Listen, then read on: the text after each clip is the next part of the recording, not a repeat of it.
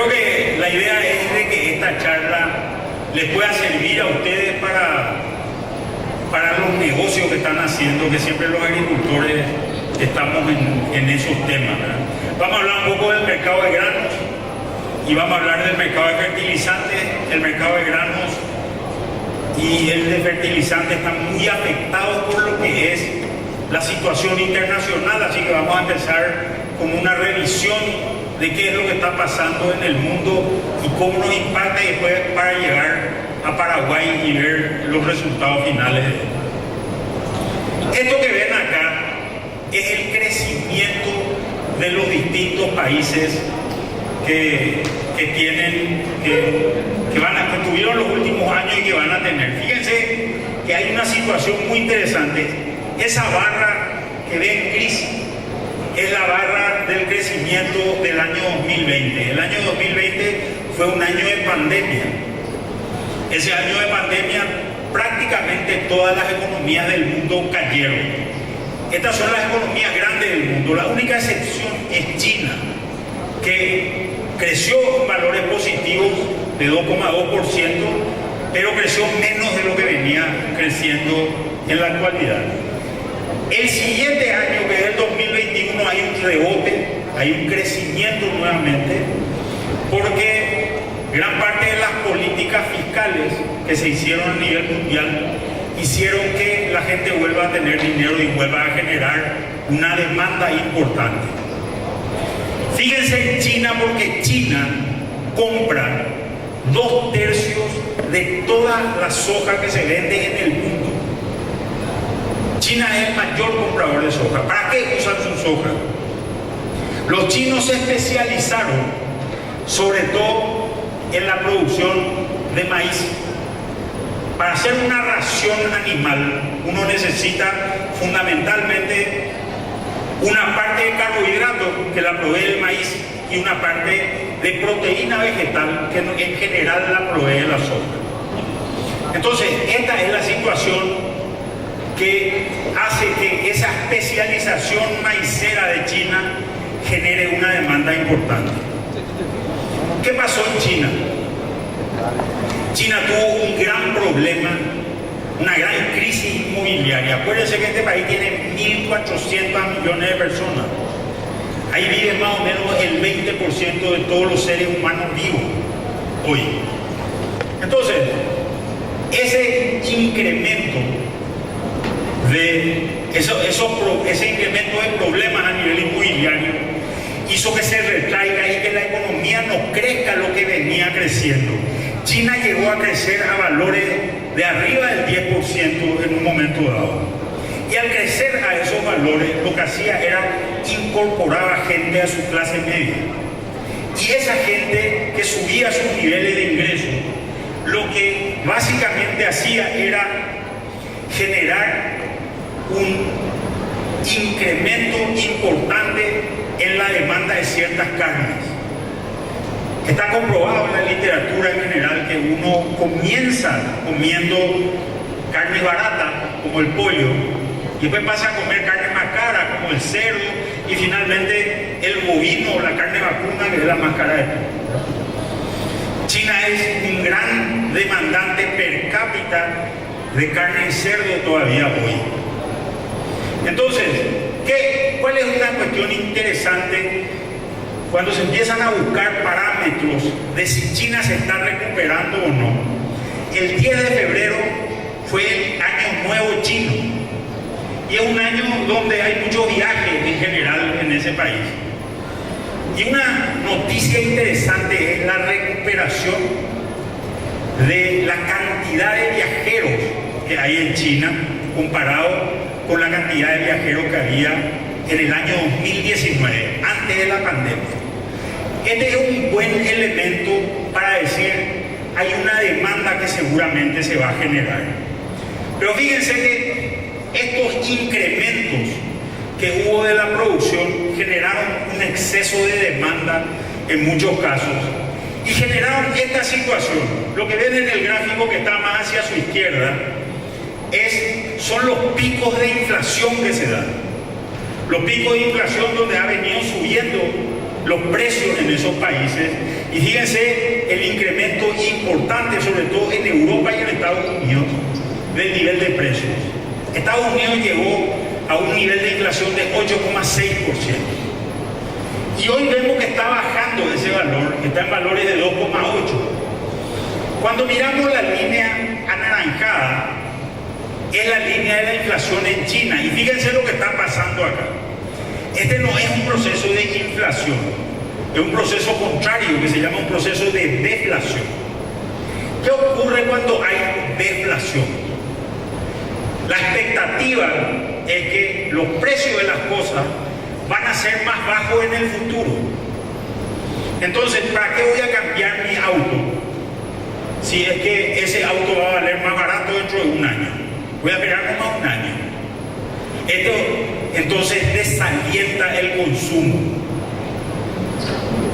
Esto, si bien no impacta mucho en cierto tipo de productos, como son en general los alimentos, sí impacta en otro tipo de productos. Pero esperamos una recuperación de la inflación y una baja de la inflación en Estados Unidos. Los bancos centrales de cualquier parte del mundo, cuando hay inflación en su país, lo que hacen es suben las tasas de interés. Y fíjense en el gráfico de la derecha, esas son lo que se llaman las tasas de política monetaria. Lo que vemos es que la tasa de Estados Unidos subió a valores que están en los valores más altos hoy, de 5,5%. Eso genera dos impactos. El primer impacto es atrae dólares a Estados Unidos. Al atraer dólares a Estados Unidos, ¿por qué? Porque Estados Unidos es un país muy seguro y si encima te paga bien por tu dinero, preferís irte a Estados Unidos. Al atraer dinero, reduce la cantidad de dólares en el resto del mundo y eso produce dos efectos.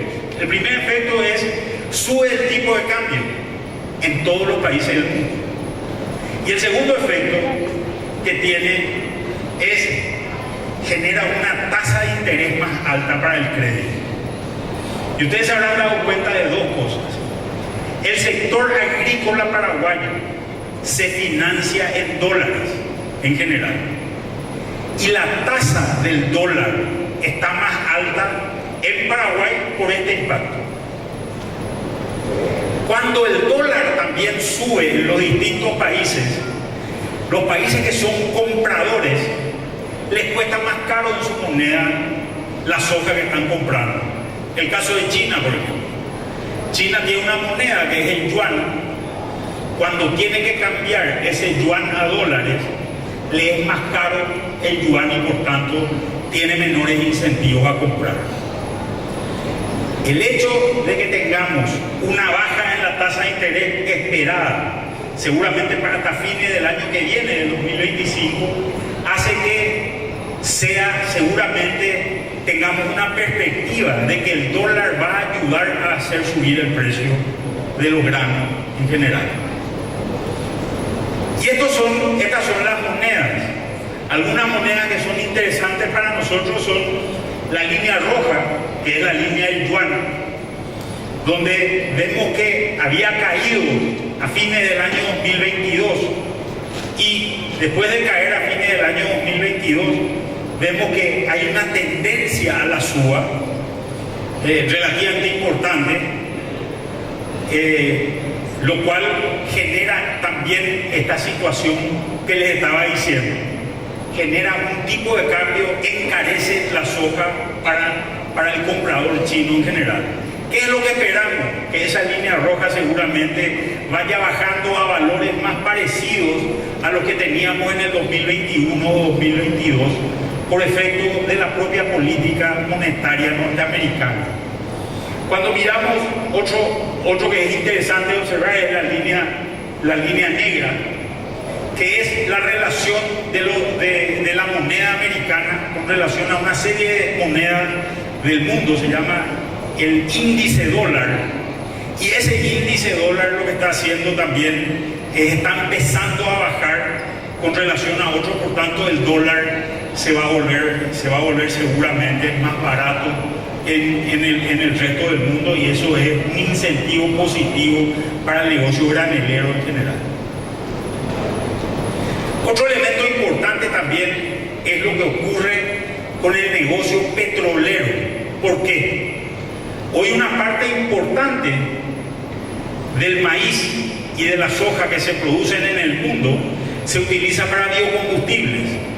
Los biocombustibles, por algunas legislaciones que existen en distintas partes del mundo, se mezclan con combustibles derivados del petróleo en cierta proporción.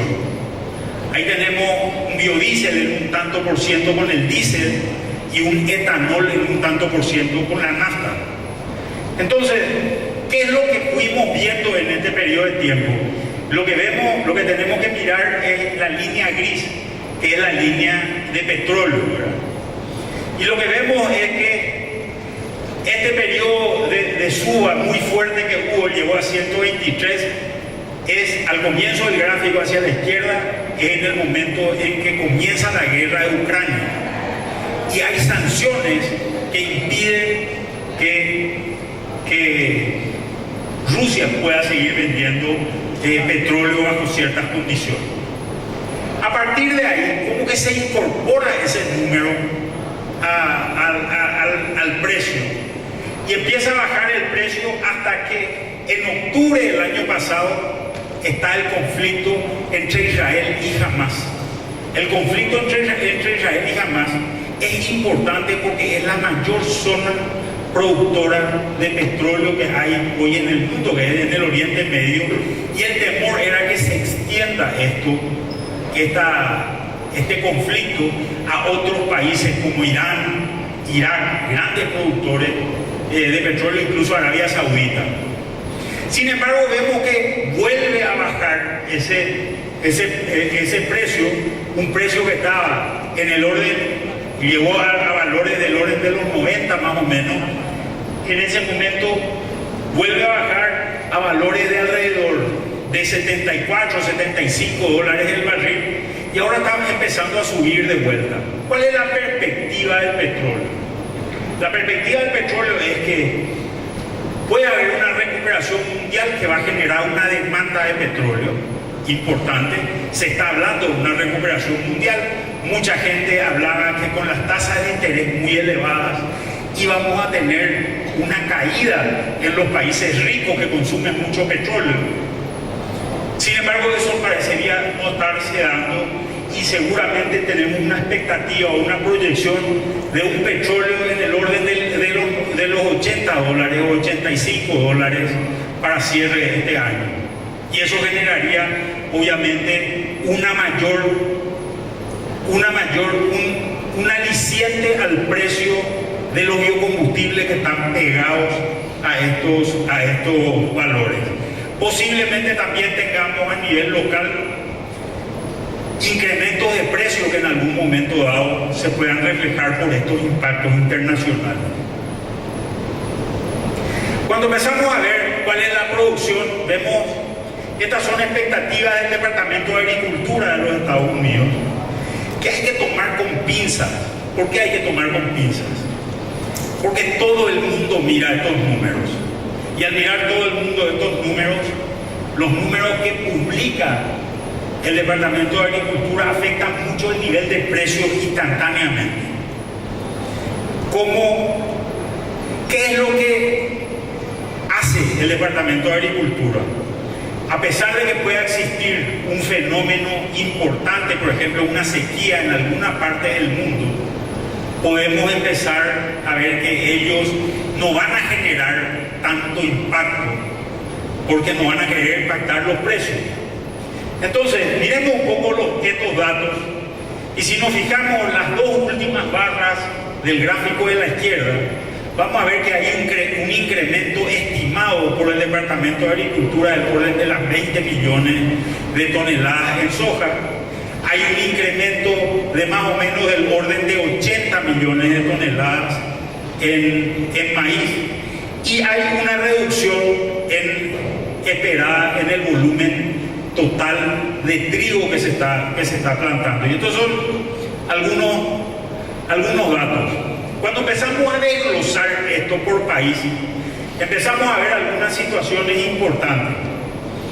Brasil está con una baja importante. El año pasado, Brasil tuvo un incremento de producción de casi 30%.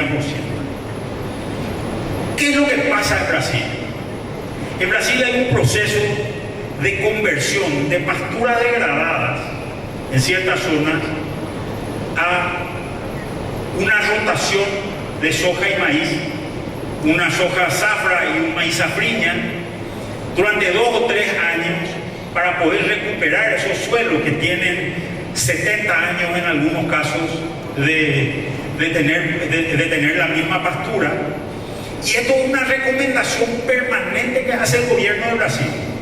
El gobierno brasileño está permanentemente diciendo esto y le está diciendo a la gente: hagan esta rotación, recuperen sus pasturas, planten después un pasto, y en la misma superficie van a poder tener mucho más vacas que la que tenían anteriormente.